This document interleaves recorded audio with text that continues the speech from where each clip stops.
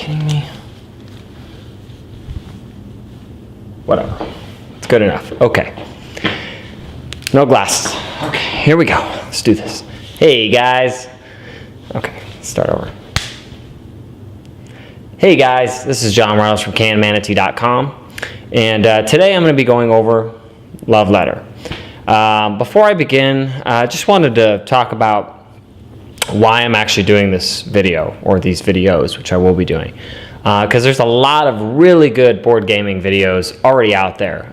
You've got the Dice Tower with Tom Bassel, Ryan, I don't want to mess up his last name, Matzer? You've got the Dice Tower, and they've got a whole network of people. You've got Shut Up and Sit Down. Fantastic, hilarious reviews. So we've got all of these video review sites already out there. So why do I need to do another one? I guess I don't. But I would like to, and I like doing them. So I'm going to do them. And if you don't like it, please like it. Please. I mean, I don't have much else.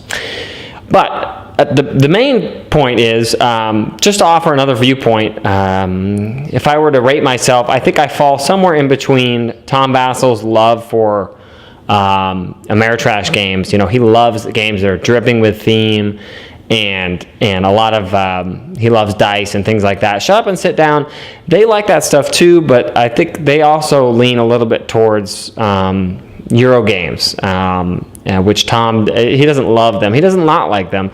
So I fall somewhere in the middle of that. So it's just another viewpoint. Additionally, I'm going to actually show you how to play the game, from what the components you get to setup to finishing the game, basically. So not every game has that. There are how to play videos out there, but there aren't a ton of them. So I find myself, I can learn way better from a video than I can reading a manual. So without further ado, let's look at the components and what comes in Love Letter and how to play it. Okay, so what do we get with Love Letter? Well, you're going to get a manual, which, okay, this is never going to work. Okay. You're going to get the manual. It's only a couple of pages. The rest give specific card descriptions and whatnot, but the actual rules are only a couple of really small pages. You get 4 of these reference cards, and these are actually really handy during the game. It kind of just gives you a breakdown of what all of the different units do in the game. So you've got 4 of those.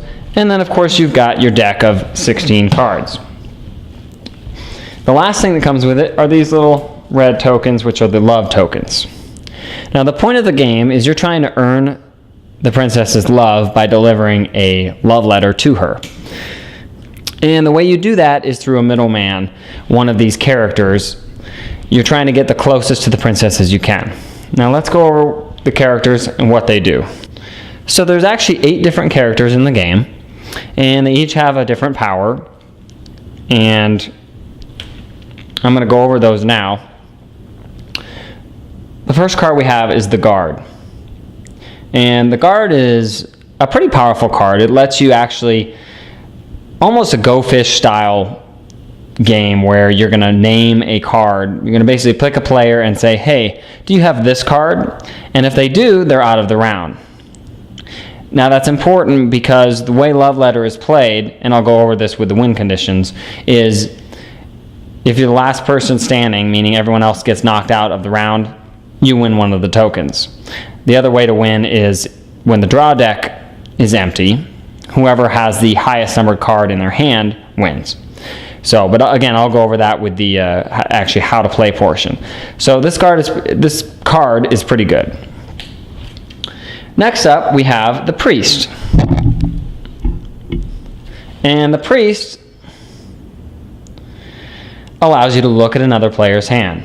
This is pretty powerful coupled with the Guard, because if you play the Priest on someone, you know what card they have, you can just guess it next turn if they don't get rid of it. Next up is the Baron. And the Baron is going to allow you to secretly compare hands with another player. And if whoever has the lower value is out of the round. Next up is the Handmaiden. And all she does is basically protect you from other players. So nothing super special, but you can play this down and get a little bit of a breather from any other player effects. Next up is the Prince. Prince allows you to choose any player, including yourself, to discard your hand and draw a new card. This is important, and this is a rule a lot of people are confused on. And I did get the official ruling for Board Game Geek, so I'll go over this later. What happens when this is played and the person has the princess, and that'll make sense a little later here. But remember that, so I'm going to go over it. Next up is the King. It says trade hands with another player of your choice. Got the Countess. She doesn't really have a power other than basically if you have this card and a king or prince in your hand, you must discard her. So this has a little bit of strategy to it. Basically, you can discard this, obviously, even if you don't have the king or prince in your hand, to make people think you do. The games are so short and so fast that sometimes people don't pick up on this. But, you know, it is a small way you can have a little bit of a strategy in this game because it is a lot of luck. So, and finally, we have the Princess. Now, the Princess is a terrible card to have early because if you discard her, get this focus, you are out of the round. So if any time you have to discard this card, you are out of the round, including the Prince. Which, if you remember, his ability was to pick a player and have them discard their hand. So if you pick a player and they have the princess, they get knocked out because they have discarded her. And so that's, you know, if you get this early on, you're in trouble. It's really hard to win when you get this card early on. So how do we actually play Love Letter? Well, let's take a look. The first thing I want to show you is this handy dandy reference card here. This card gives you basically a rundown of all the cards that are in the game, what they do, and how many of them there are. So as you can see, there's 5 guards, 2 priests, 2 barons, 2 handmaidens, 2 princes, 1 king, 1 countess, 1 princess. So that count is kind of important in the game, especially when using the guard with guessing other players' hands and whatnot. So to set up the game, you're just going to shuffle the cards, as you normally would. And you'll notice my cards are actually sleeved. This is one of the few games I actually recommend you sleeve cards on because there's only a few cards. There's 16 cards, and if one of them gets bent or marked, it's very obvious which one it is, and it can cause problems. So I went ahead and just sleeved this particular game. I don't normally do that, but this is one I would recommend doing it. So we're just going to draw the top card off of the deck there, and this card is actually out of the game. And it's just to add a little bit of randomness as to which cards are in the game. So this could be the princess, it could be a guard, we don't know, but it's out of the game.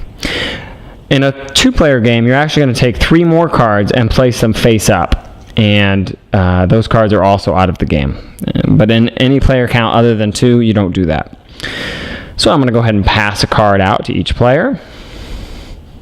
And the game can begin. So we'll pick a start player. Let's say it's this guy over here. And the first thing you're going to do on your turn is draw a card. You draw a card. Let's take a look at what we have. We have the handmaid and the guard. So let's play the handmaid for now. We'll save that guard for a little later to guess when we have a little bit more information. So when I play a card, I'm going to discard it in front of me. And when you discard a card, when you play it, it always stays in front of you. So this is my discard pile, and as I discard cards, it's really important that I discard them in a way that players can see every single card that I've discarded. That way they can make educated decisions on how, what cards are left in the game and whatnot. So that's my turn. I'm protected from the other players until my next turn rolls around. So next player is this guy. He's going to draw his deck here. He's got 2 guards. So I'm going to go ahead and obviously play a guard. And I'm going to pick this person because I can't pick them. They're protected by the handmaid. And I'm going to say, hey, you, do you have a baron? And they will look at their card and they'll say, no, I don't have a baron. And that's that. So that person's turn is over. Now, something important to note, you cannot pass. You have to play a card. So you draw a card and have to play one of those 2 cards that you drew, or that you have in your hand. Oh, it's this person's turn. He's going to pick up his cards. Let's see, we got a guard and a priest. That's a good combo. So I'm going to go ahead and play the priest and take a look at this person's hand. And they will say, they'll secretly show this. So this player does not get to see this card. It's only between these 2. And it's a guard. So now I know they have a guard. And that doesn't really help me because with a guard, I cannot guess a guard. That's one of the it's the only card you can't guess with a guard is another guard. So play is just going to continue like this around the table until one of 2 things happens. Either 2 of the 3 players are knocked out of the round, and the other way you can win is if this draw deck gets exhausted. So if we're out of cards to draw, after that last card is drawn and played, we're going to compare our hands. Everyone's going to flip them over, and whoever has the highest card wins the game. And this doesn't happen all that often. I mean, it does happen, but usually players are going to get knocked out left and right. So that's it. That's how you play the game, and that's how you win the game. And it's just a great game to teach non-gamers and gamers alike because it is so quick.